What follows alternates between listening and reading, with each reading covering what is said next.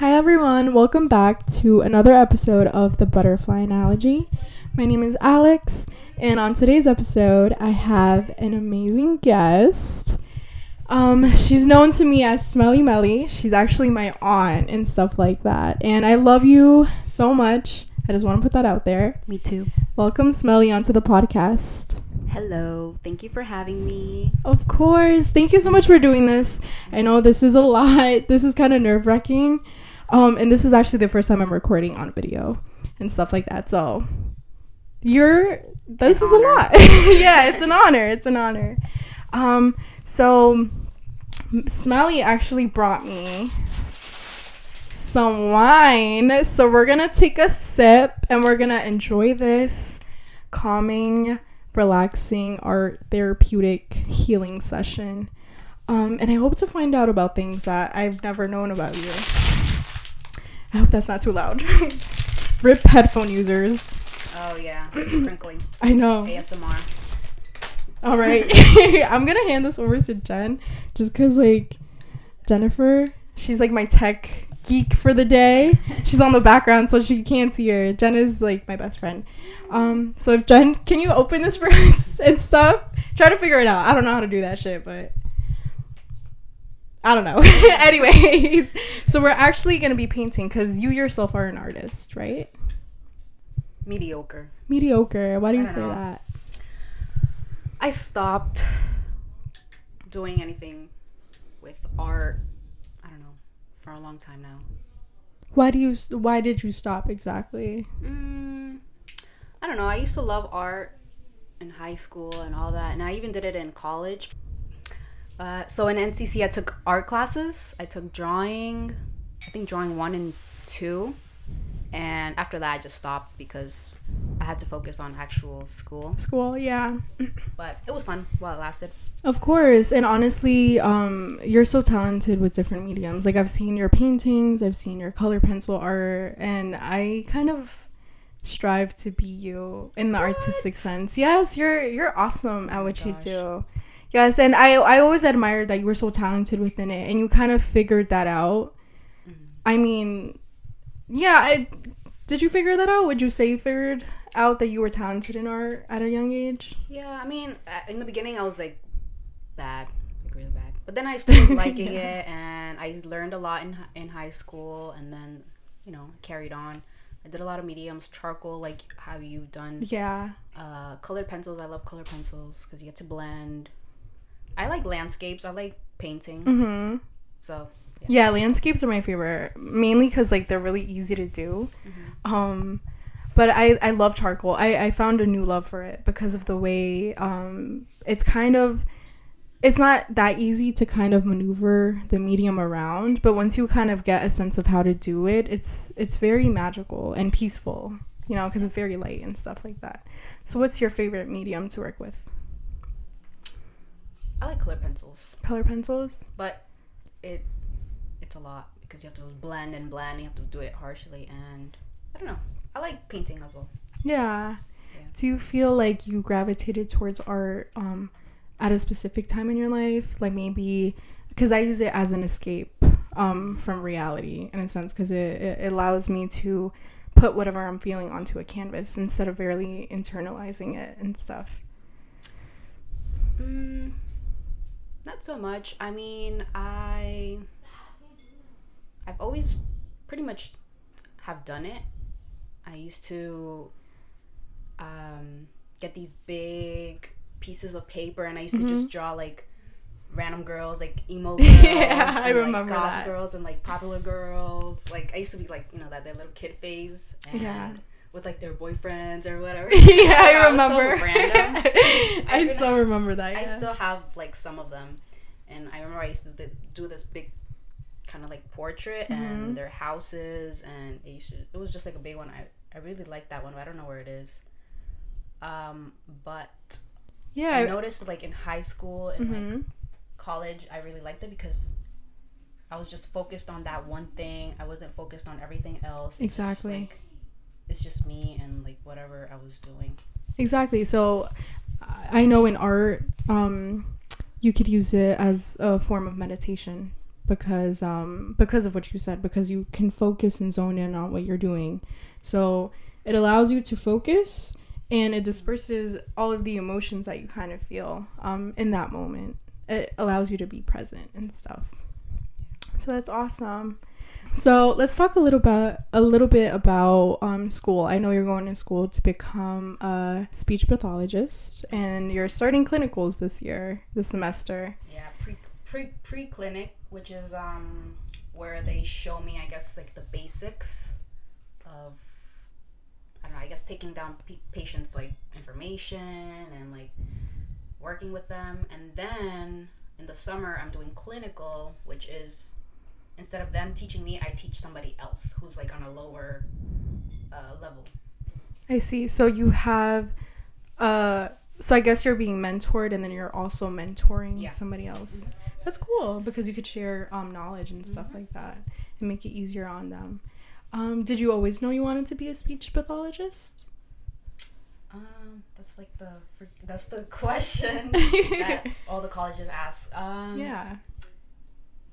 I knew in high school, because before high school I wanted to do something like with helping people.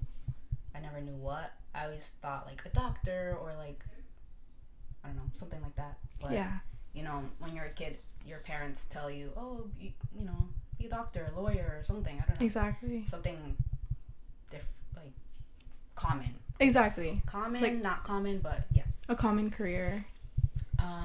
But then in high school, I was like, to my counselor, I was like, I didn't know what to do. So she gave me some ideas, and she told me about speech language pathology, and ever since then I liked it.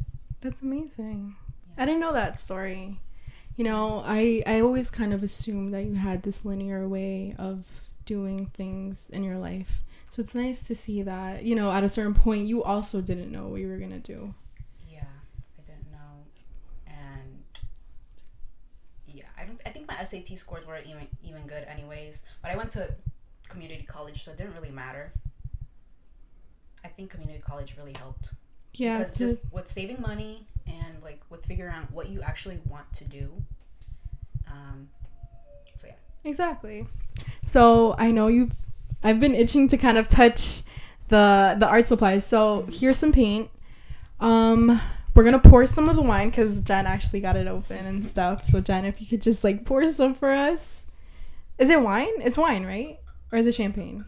No, it's wine. Yes. It's wine, right? Rosé.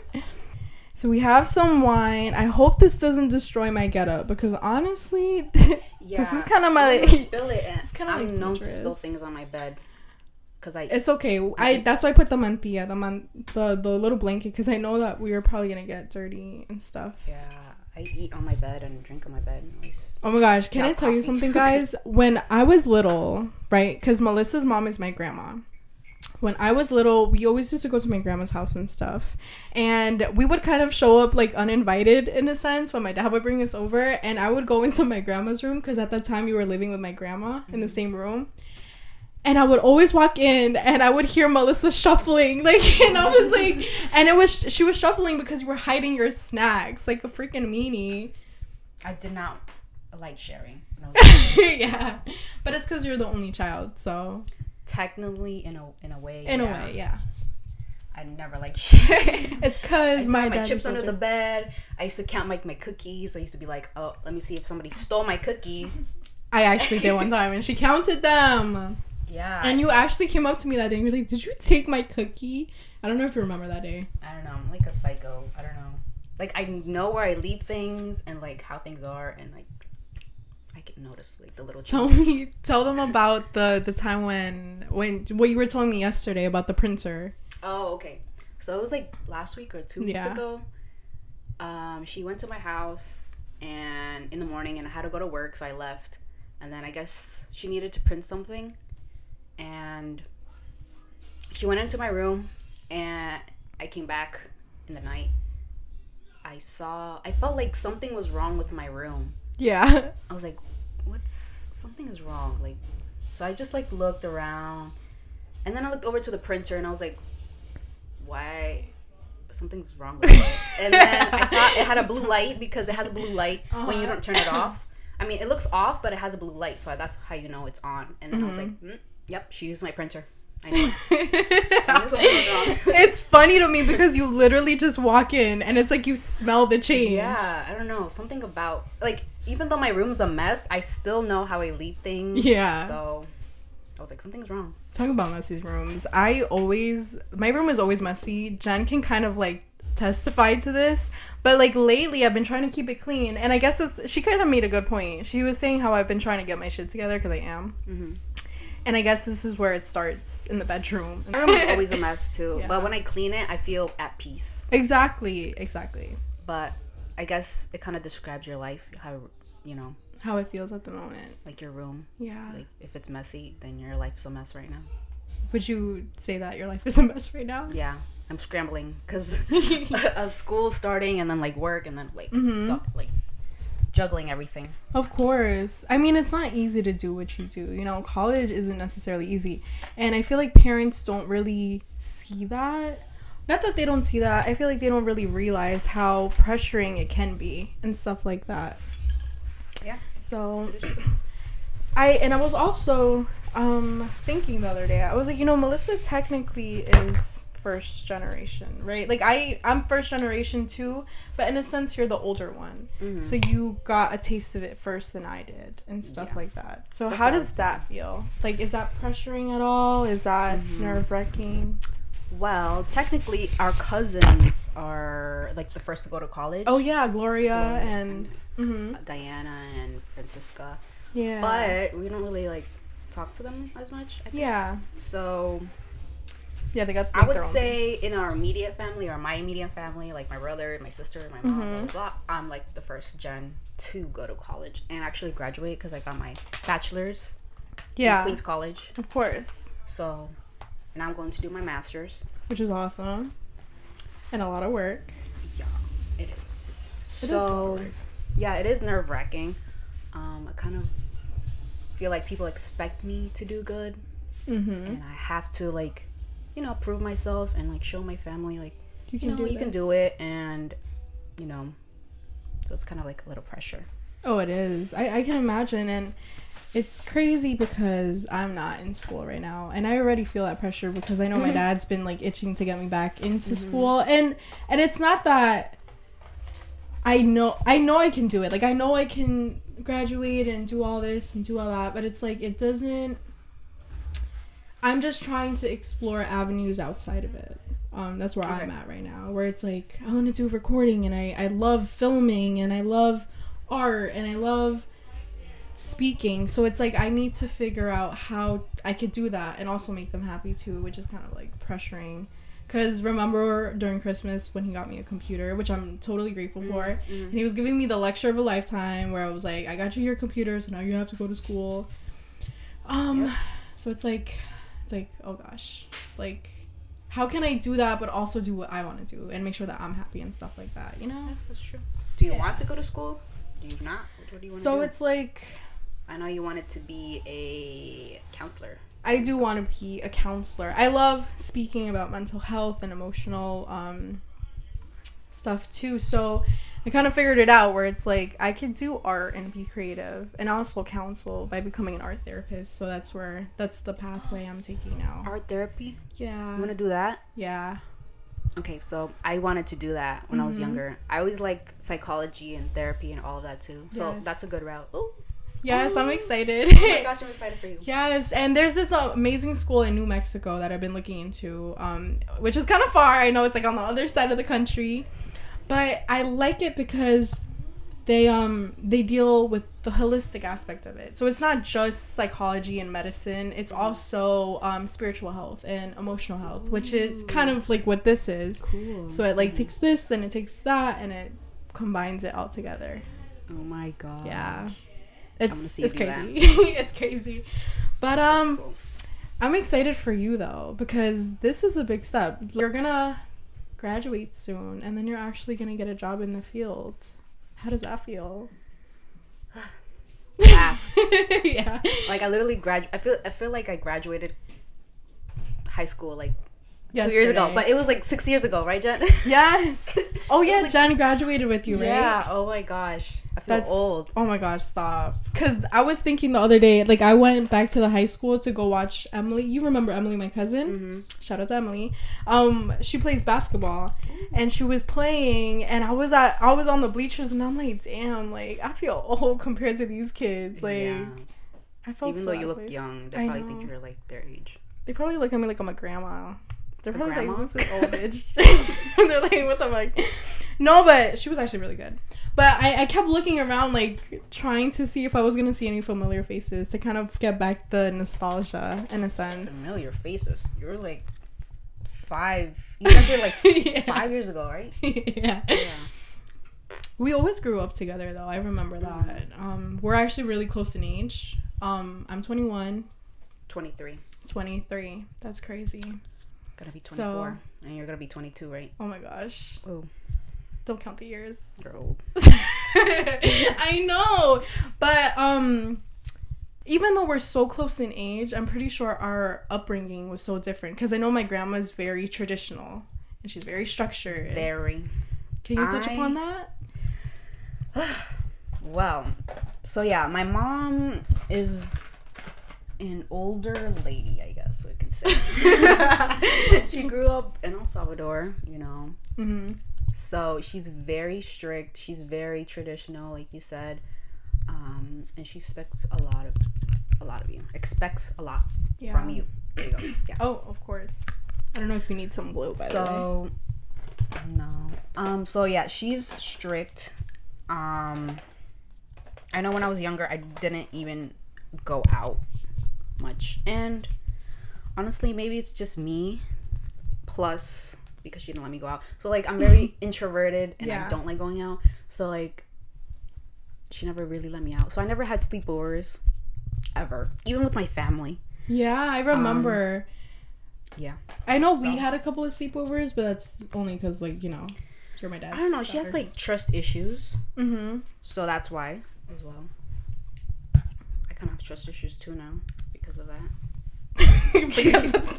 You're so funny. Like, your humor is honestly the best thing. Like, it really is. Like, I don't know if anybody's ever told you that, but it's like, I love your humor. I'm like I have like, is it dry humor? Yeah, you have dry humor. But it's funny though. Like, it's a sarcastic kind of humor. Do you feel like most of your pressure comes from her and living up to her expectations? Oh yeah. So I only have a mom. I don't have a dad. Yeah, that too. Sperm donor. That's what we call it. So she's like basically the only person I have. Mm-hmm. And yeah, so she was very strict. I did get my whooping sometime, you know. Oh yeah. Traumatic trauma. So like that always kept me on my toes, and then she was always like, "Oh, you gotta go to school. You gotta do this." I mean, I'm thankful for that and all of that, but I feel like now as I'm older, I feel like, you know, hitting your kids, or what is that called? Corporate punishment. Yeah, that. Mm-hmm. So I feel like that, I don't know, it kind of messes you up. It does mess you up. It does. And I kind of asserted a boundary with my mom the other day, and she didn't really like it. I admit that I was disrespectful to her in the moment, and she had every right to get mad, but she did hit me, and I said, please don't hit me, and now we're not speaking because of that. But it's okay, because in that moment, I felt like I needed to stand up for the little girl that always got hit. And this was recent? This was earlier this week.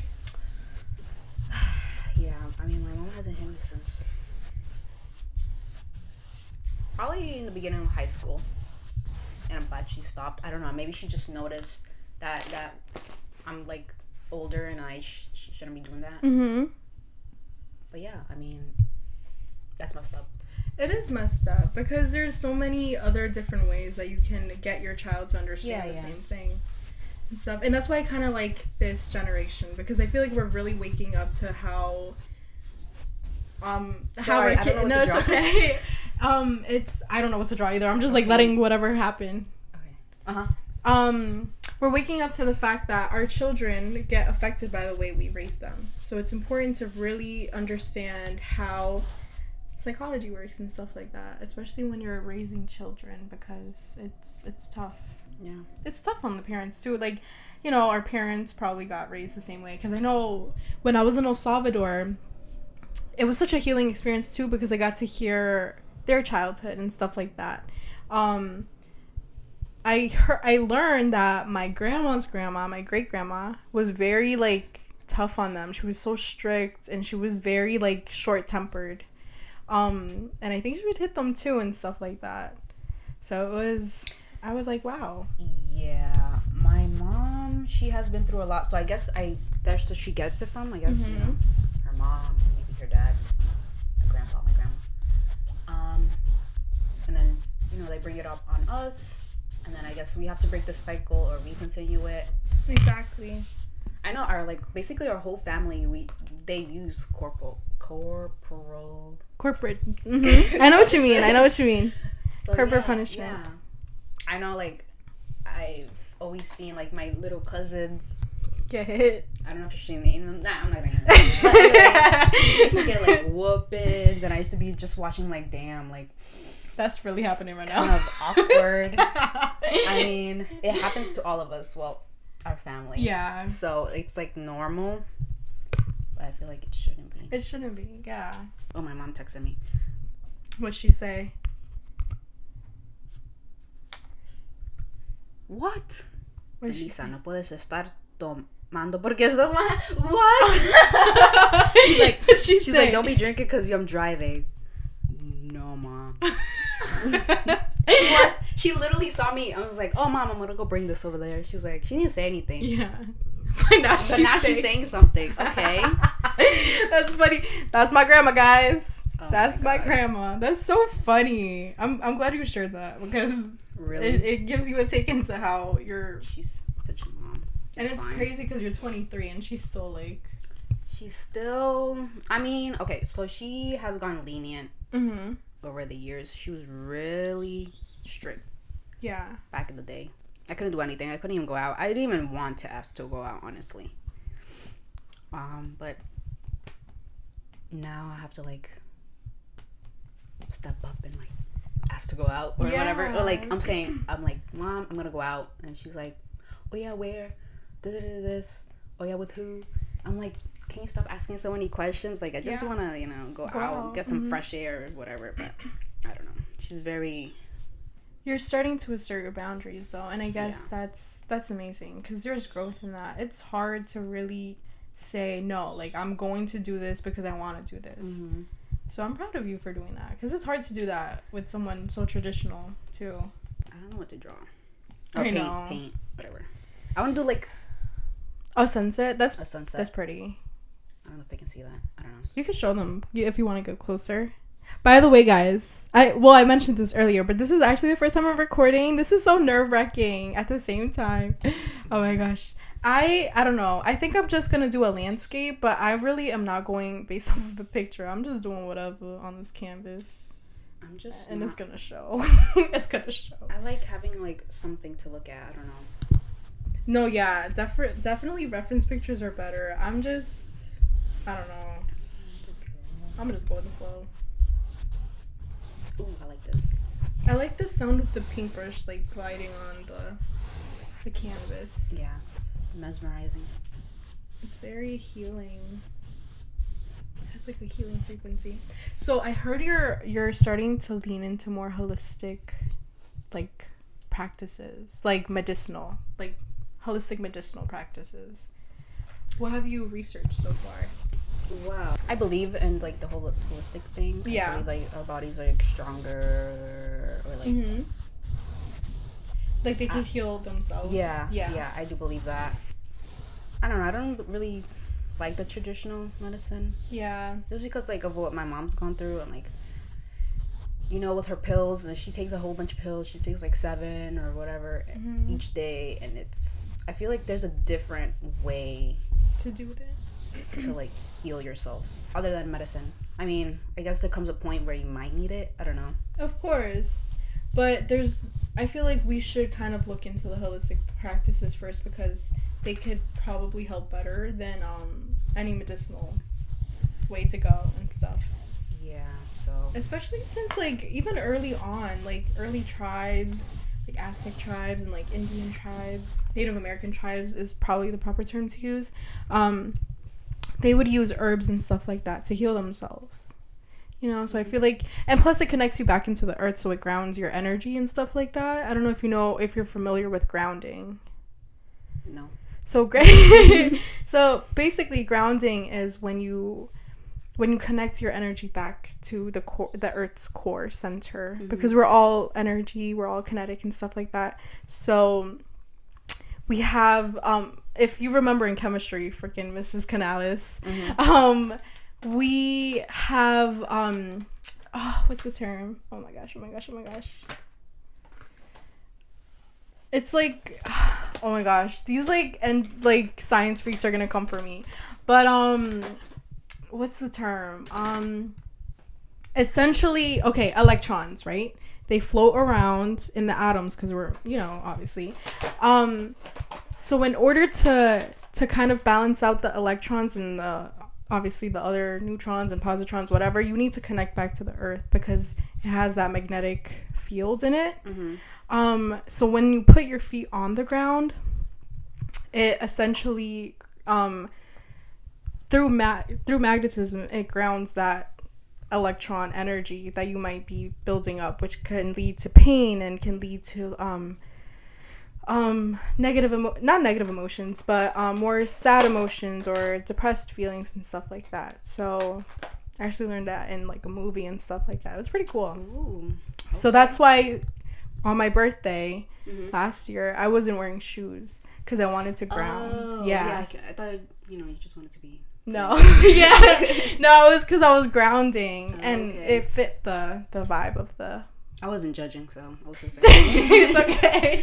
It's okay. No, but not a lot of people understand it because they're probably looking at me like, what the heck is this voodoo hoodoo shit? And it's not voodoo hoodoo. Yeah. It's like, there's science behind it too. It's, so yeah, it's pretty cool. I also wanted to touch upon insecurities. Is there anything that you currently feel insecure about? So, I mean, I feel like everybody has their insecurities. Of course, yeah. I think weight is a big issue with a lot of people. Really? Including me. Yeah. No, it's interesting that you say that because a lot of people assume that just because you're thin, you're secure within. Yeah. So touch upon that. Nice word you said, thin, because, the S word is triggering. Yeah. No. Yeah. So it is triggering. It is. The word skinny. Please don't say word skinny, guys, because it's very triggering. And it can be for a lot of people, people. Anyways, continue. Yeah. It's a tiny brush. Anyways. There's more brushes if you need a thicker one. Yeah. So that, I don't know, it kind of triggers me, and I hate just like when people talk about weight. It could be any weight, like bigger, smaller, whatever. I like the word petite and like tidy or thin, whatever. I don't know. It is triggering. Like, I feel like people don't notice that just because you are smaller, you don't. You can't feel a certain way. Yeah. And I feel it every day. And I'm like, I want to like gain weight, but I can't. So like, I feel like everybody struggles. Either you want to gain or you want to lose, and everybody's just like trying to like toggle back and forth. Yeah. I never knew that. I would always, and I apologize now for commenting on your weight growing up. Did you? I don't even remember. I feel like I did. I think I've lost like memories. Some brain cells. Some brain cells still. I don't know. No, but well, I guess what I should say is if I ever did comment on your weight and made you feel a certain way, I want to apologize now because I didn't know that you felt that way about yourself. So I'm glad that we're having this conversation because even though you're my aunt and I admire you and I place you on this pedestal, I need to remember that you're only human too and you're dealing with your own insecurities and struggles. Yeah, me too. I don't think I've said anything. No. I try not to because I know it's a sensitive topic. It is. And I don't like talking about weight either, like, I know Leda kind of struggled with that too. She talked about it in episode 8. Yeah. I'm like over here quoting all my episodes. But in episode 8, we talked about sexuality and we talked about mirror work. And she commented that she was also struggling with her weight because she's also pretty thin. And it's a touchy topic for her as well and stuff. So if you're interested in hearing about mirror work and how that can help you, definitely listen to episode 8. But yeah, so growing up, you know, I've always been thin, honestly. I mean, the doctor said I was like fine, I guess, with my weight or whatever. Like you were at an ideal weight, Like, I guess? yeah, like normal. Nothing wrong with me.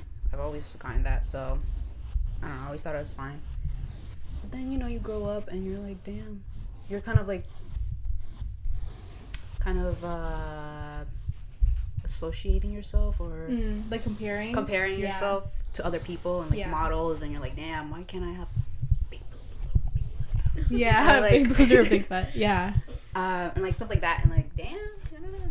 Like she tick. Like why can't I be tick? But that's like pretty much like they probably have surgery and all that. So now I'm just like kind of like, it's probably not real. Yeah, of course. Yeah, that's definitely true.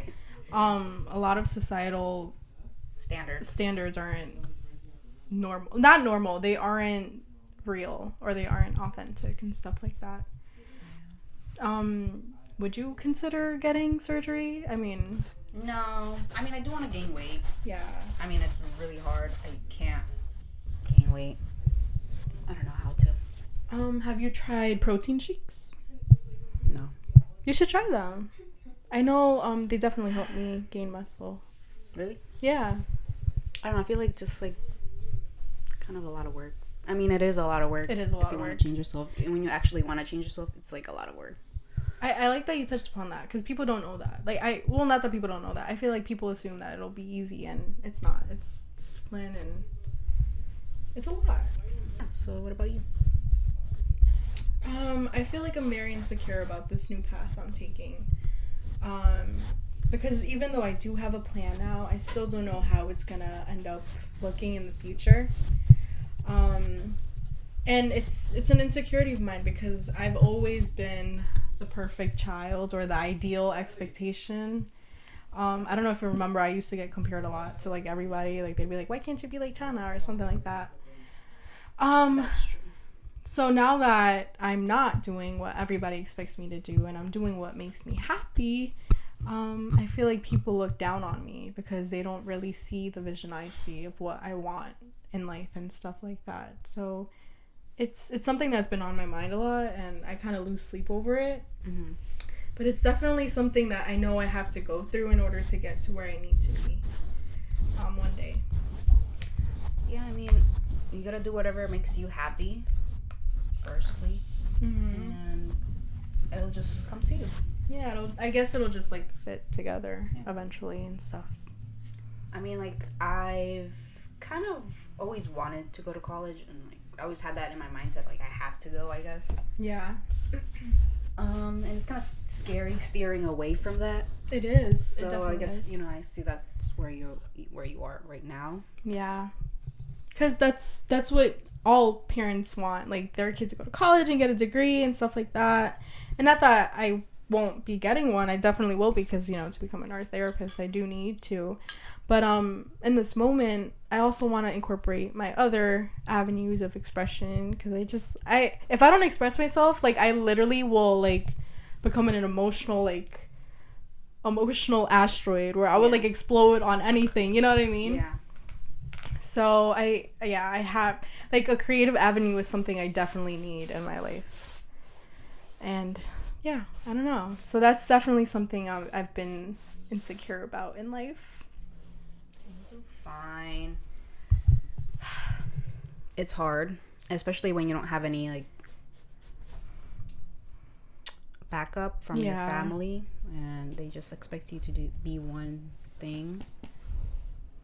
But they have to understand that, you know, it's your life and whatever you choose, it'll just be. What's meant to be will be. Mm-hmm. Can you say that like one more time? What's meant to be will be. I love that. Yeah. That's how I always think. I'm like, I don't know, when something goes wrong or something goes right, I'm like, it was meant to be. This was definitely meant to be. I love conversating with you. I feel like they're very healing. Thank you. I know you're a fellow empath. Yes, I am. When did you find that out? Jen is actually empathetic too. I don't know if you know that, but I know that.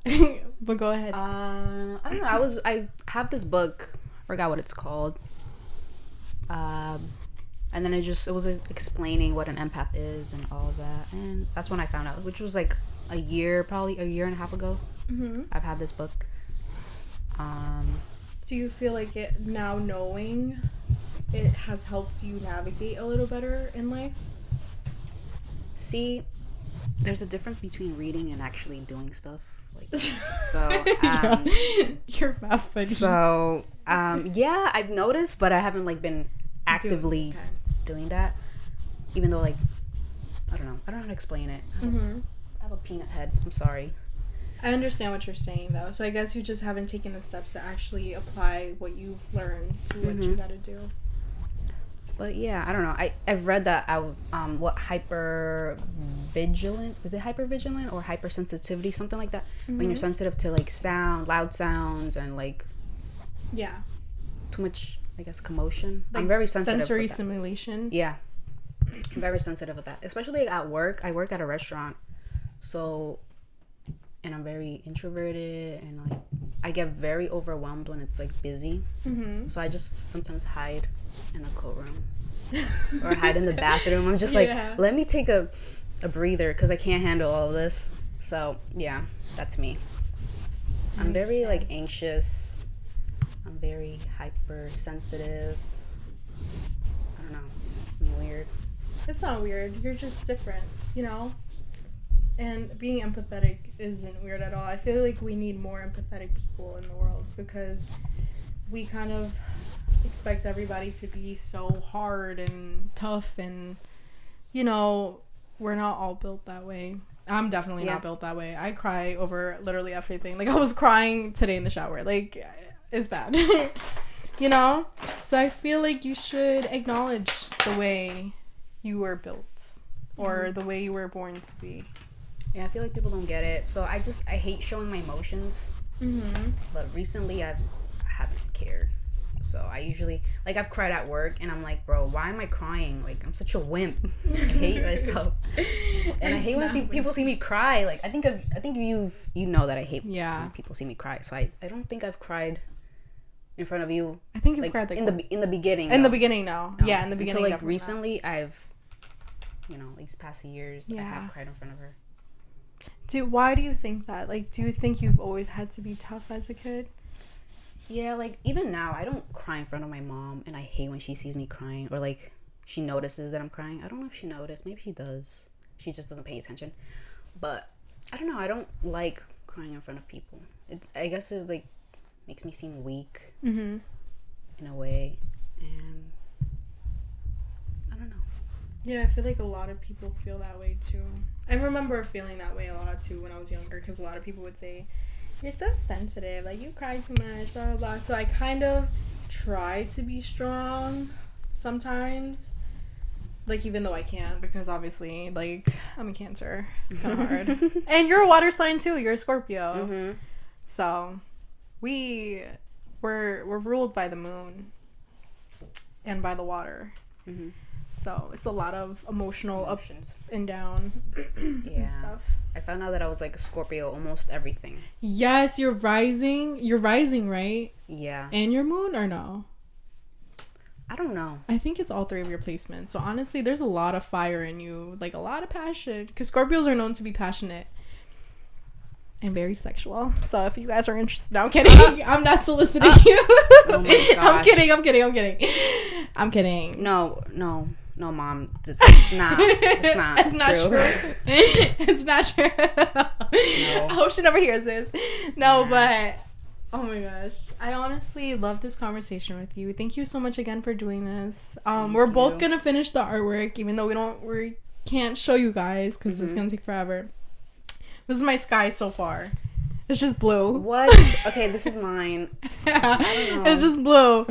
But once we finish them, because we're gonna finish them today, hopefully, if you have time, we'll post them on the butterfly analogy. So thank you again, Melissa. Okay, do you have any socials you want to share with us, like Instagram, if you want to? Like, I do have an Instagram. It's from.melise. I don't know. It's such a random thing. It's okay. I used to have Poetic Baby, but I love that one. I outgrew it, so I was like, what's poetic about this? About this Instagram. Anyways, thank you guys so much for listening. Thank you again for supporting me on this journey of the unknown, because that's essentially what it is. Thank you, Melissa, for always supporting me, and thank you, Jen, for taking time out to actually like watch us do our little artwork and stuff. And thank you for the wine too. We gotta like cheers. Oh my gosh, yes, we gotta cheer. We gotta cheer. Wait, I gotta get this on the mic. Satisfying. Yes. Stay beautiful, my loves. Bye. Bye.